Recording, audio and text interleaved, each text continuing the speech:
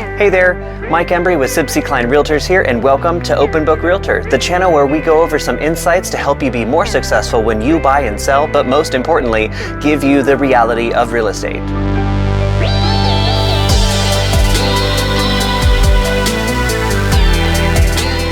Today, we're going to be talking about the two most common loan types for residential real estate. So when you go to buy a home, you're most likely going to use one of these two. The two most common loan types are either going to be conventional or FHA. Through the video, we're going to talk about some general information and the process to utilize either of these loans when you buy a home. But also we'll talk about the difference in the costs, like their down payments. And we'll talk about some misconceptions and clear the air on those. And then we'll also go over some of the time frames that you could hopefully expect using either of these loans, regardless of what lender you choose.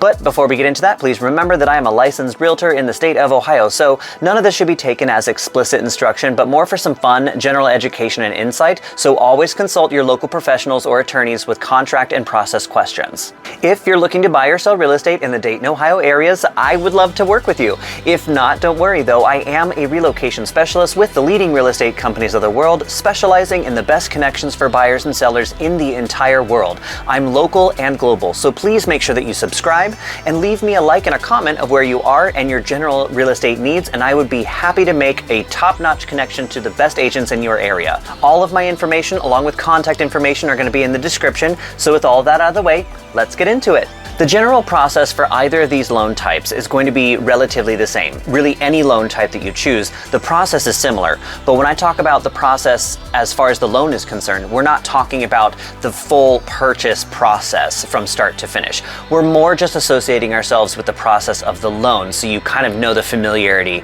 as you get into things.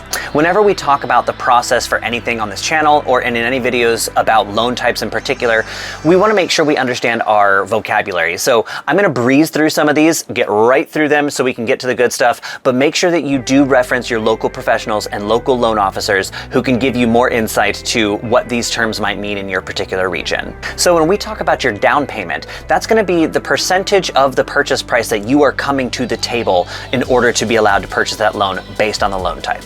Then we have your monthly payment. This is an all-inclusive idea of a monthly payment that's going to include your mortgage and what you pay for your loan, but also your taxes and insurance and things of that nature. We'll mention settlement charges. This is an all-inclusive idea of all of your closing costs and fees associated with processing and any of your prepaid items like taxes and insurance that you need to bring to the table to set up your escrow account, all of that kind of information. In my region, it's called settlement charges, might be something different where you are. Closing costs and fees are actually going to be the funds that you produce to pay your lender and your title company to process the loan type that you're utilizing.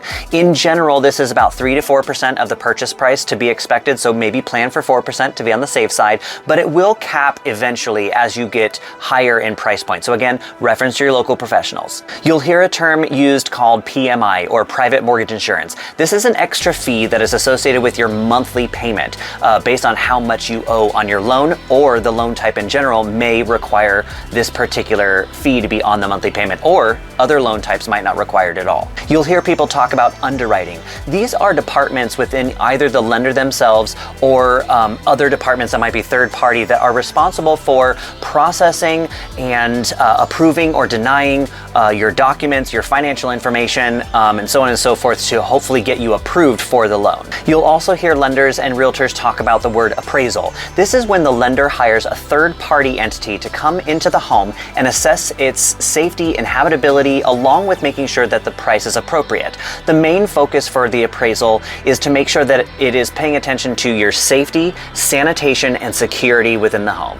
As we get into it, it's also really important to know that I'm not going to be talking about things like your credit scores and the differences between them, because the time I'm currently recording this versus the time you're watching it, things may have fluctuated from lender to lender or from loan type to loan type. That stuff is subject to change, so I'm not going to give you false information for your current time you're watching this. And also, it's really important to remember that this is just general information I'm bringing you to help you get some more ammunition on your side when you're talking to lenders about the loan type that might be best for you.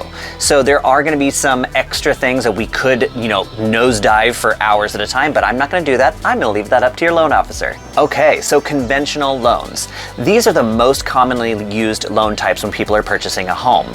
And it's mostly because they are probably the simplest and the fastest to close. Most of them can close between 3 and 4 weeks, but if you happen to need somebody who can close them faster, I'm happy to make connections for you. I have utilized lenders before that have gotten me from contract to closing in less than 2 weeks. A big misconception with this loan type, and it's probably because you've heard it from generations prior to you, is that you need at least 10 to 20% down, and that's just not the case. You really only need 5%. In fact, that's what most people bring to the table as a down payment for this loan type.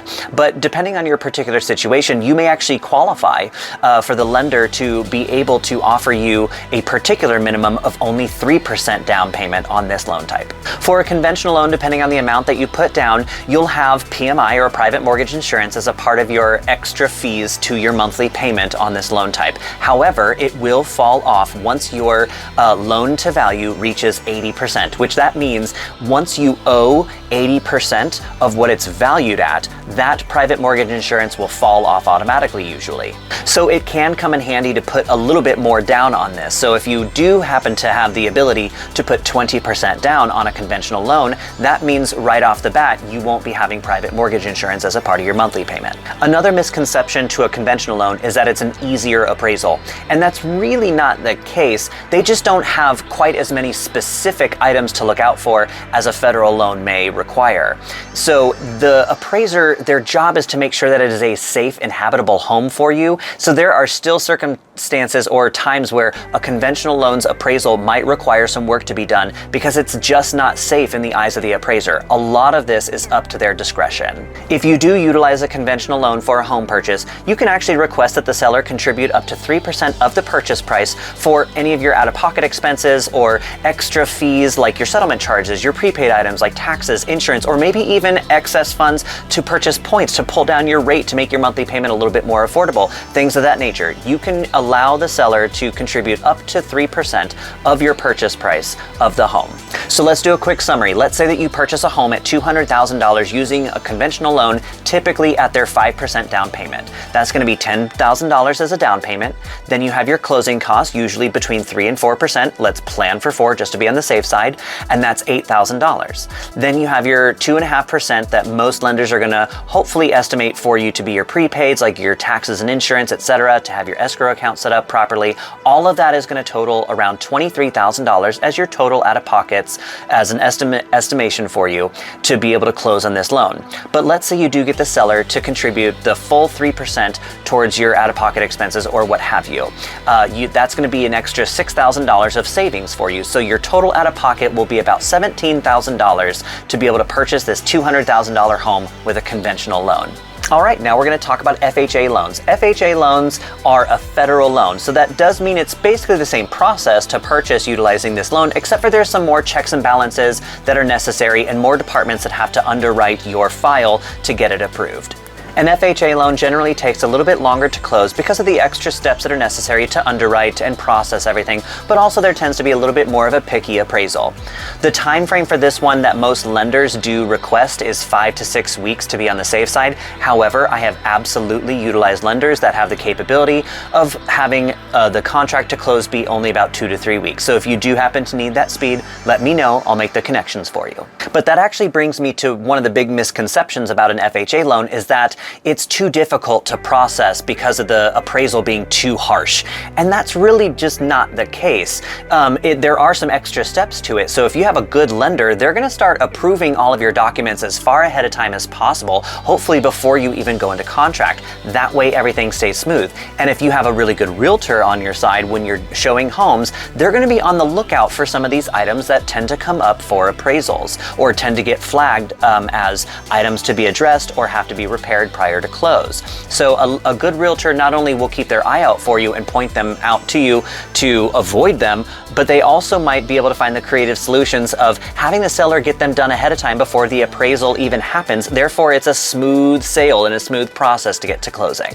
The appraisal for FHA is just a bit more scrutinizing, and particular when it comes to the safety items. So the most commonly flagged items with an FHA appraisal are going to be your GFI or GFCI outlets in kitchens and bathrooms in particular, but anywhere near a water source.